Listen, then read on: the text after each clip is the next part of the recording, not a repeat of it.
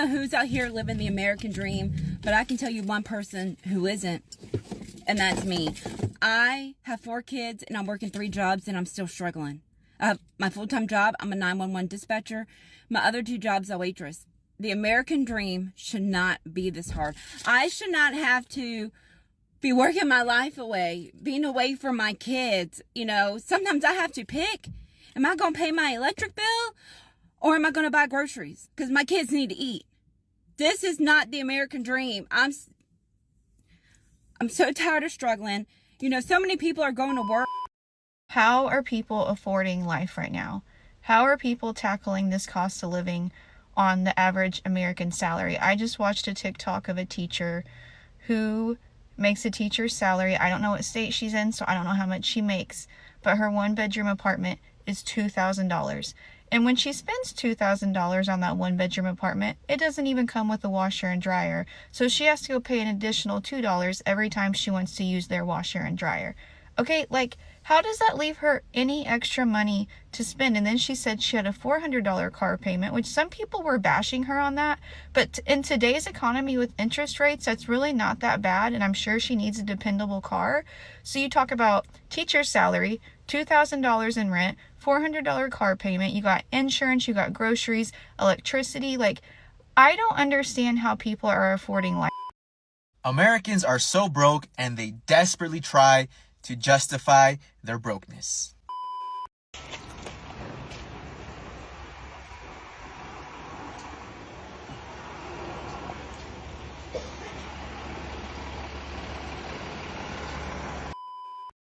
People don't understand how truly poor the American South is. I moved from Tennessee to California about 4 years ago, and I'm still paying for it now. We just don't have the money to move, and so I don't really meet a lot of people from Tennessee out here. The closest I find are really people from Ohio, and so now I'm a Browns fan. But I bring that up because that's an important component in understanding the political divide. It has taken a lot for me to understand that social programs are there for me to use them, because for most of my life, there was not enough to go around. Today, we uncover the truth the headlines ignore and reveal how a system built on wealth and opportunity has begun turning on its own people. In the world's richest nation, millions are falling behind. Behind the glow of wealth lies a truth few dare to speak. This is the new face of poverty in America. Stay till the end to find out the truth they don't want you to see. In 2025, America stands at a crossroads. The economy grows. The stock market reaches new highs. But beneath the surface, something is breaking. Millions of Americans are working harder than ever, yet falling further behind. This is the new face of poverty in the United States. And it's not who you might think. For decades, poverty in America carried a certain image: unemployment lines, inner-city decay, and distant rural towns. But today, poverty looks different. It lives next door. It's the Uber driver who takes you home, the nurse working night shifts, the teacher tutoring kids after hours just to pay the bills.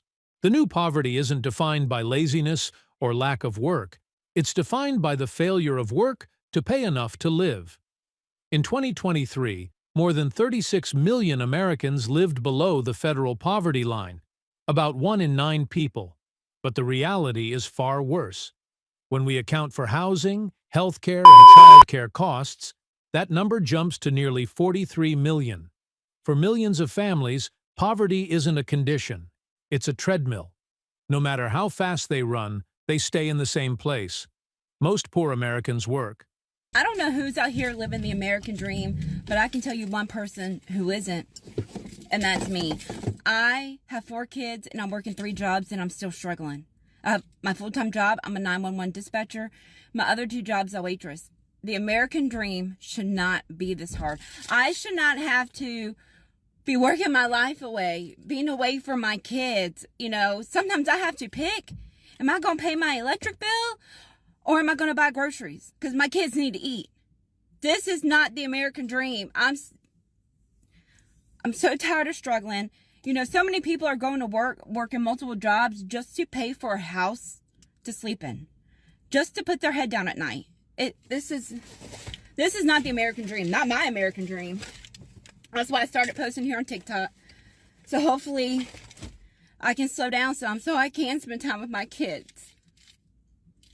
Life shouldn't be this hard. I know one person that's making 6 figures and they're still struggling. Why's it gotta be so hard? Anyways, if you want to help this mama out from struggling, you know what to do. I'm headed into work to work at Buffalo Wild Wings today. I have to work a double. Say a prayer, I make some money. They clean offices, deliver food, care for children, stock shelves, and serve customers. In cities like Los Angeles, Dallas, and Miami, thousands of families live above the poverty line on paper, yet spend more than half their income on rent alone.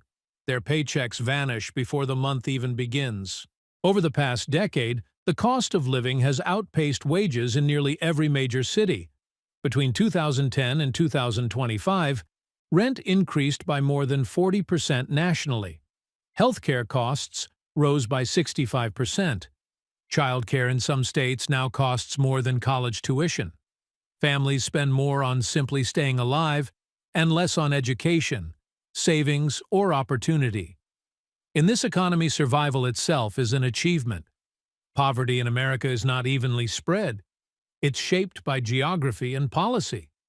In Mississippi, Louisiana, West Virginia, and Arkansas, poverty rates hover near 20% or higher.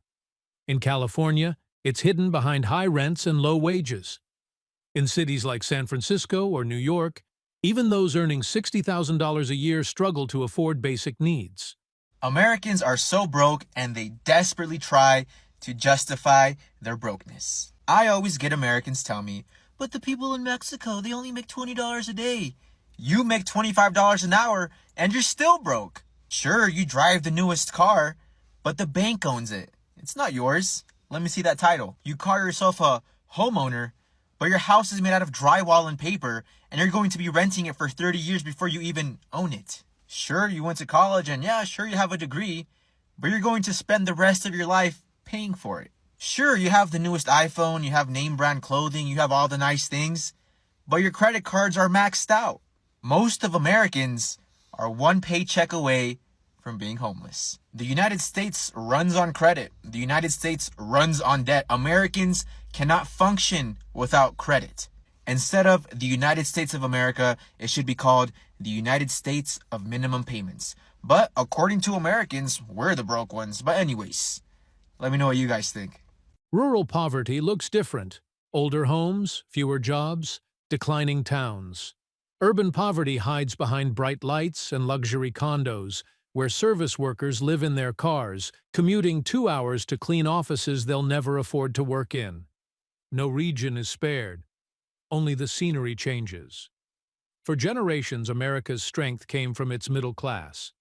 The belief that if you worked hard, you'd rise. But that promise is fading. Over the last 30 years, productivity rose by more than 60%, yet wages for most workers barely moved. Meanwhile, housing prices tripled and healthcare costs exploded. The middle class is shrinking, squeezed from both sides by rising costs and stagnant pay. Today, 1 in 3 Americans identifies as financially insecure. So I just got my hospital bill in the mail, and before I had a baby, I always wondered how much it costs to have a baby here in the US. I have pretty good health insurance, but this is the breakdown of my hospital bill. So the first thing was the room where I stayed at after delivery, and that was $17,760. Pharmacy, $55. Medical surgical supplies, $1,323. Non-sterile supplies, $2,437. Sterile supply, $50. Lab work, $1,484. Immunology, $450. Hematology, $1,098. Anesthesia, $615 for that nice epidural. Drugs required, $59. Delivery room, $20,395 for a whopping total. Oh wait, no, I missed it. I don't even know what the heck this is. $5,657, and then for a whopping total of $51,383. This is before insurance, and just as an FYI, there was no complications at all during my birth, natural delivery, no issues whatsoever. America has a housing shortage of over 3.8 million homes. Developers build for profit, not affordability, so new homes cater to investors, not workers. As rents climb, families double up, live in motels, or sleep in cars. In school parking lots, children quietly do homework under streetlights while their parents work night shifts. This isn't failure, it's policy. Even with a job, one illness can destroy a family. Over 100 million Americans carry medical debt, the leading cause of bankruptcy in the nation. Imagine being sick, afraid to call an ambulance because of the bill. Imagine choosing between insulin and rent. This is not fiction. It's everyday life for millions. And in the richest nation on earth, that is the greatest contradiction of all. For decades, America's conversation around poverty has been poisoned by myth.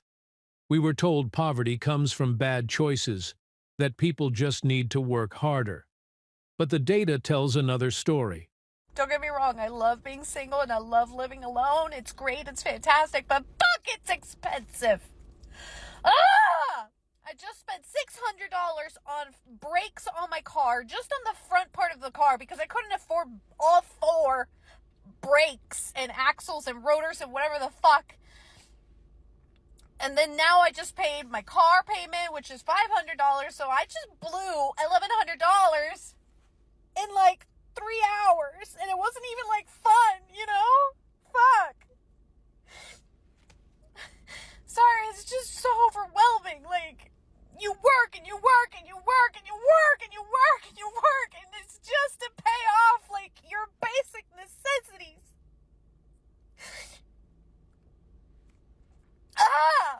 And you can't, like, in this city that I live in, public transport, please. If I were to do public transport, it's like asking to get raped, and I really shouldn't be crying because now I have to go to another work event, and now I'm gonna be all puffy.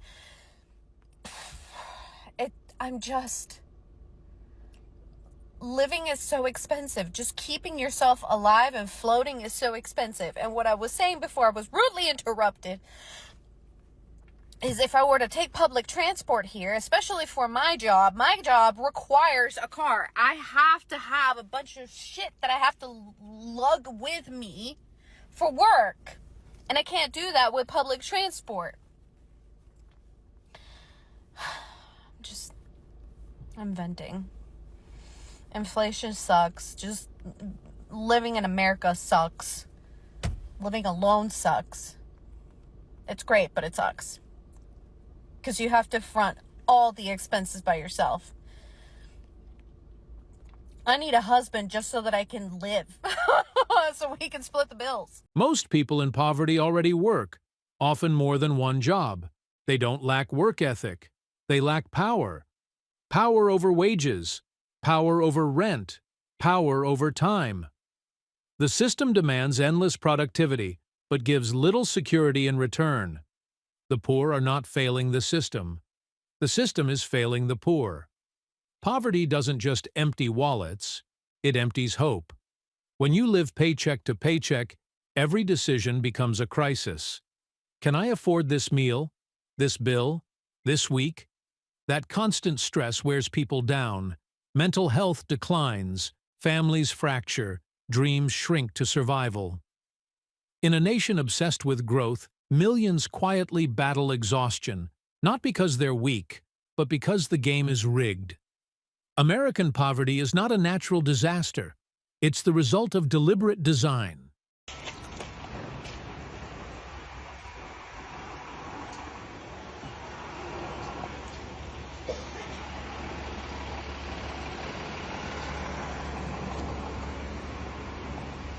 Oh, Jesus Christ. Oh, yeah. Is this Africa? No.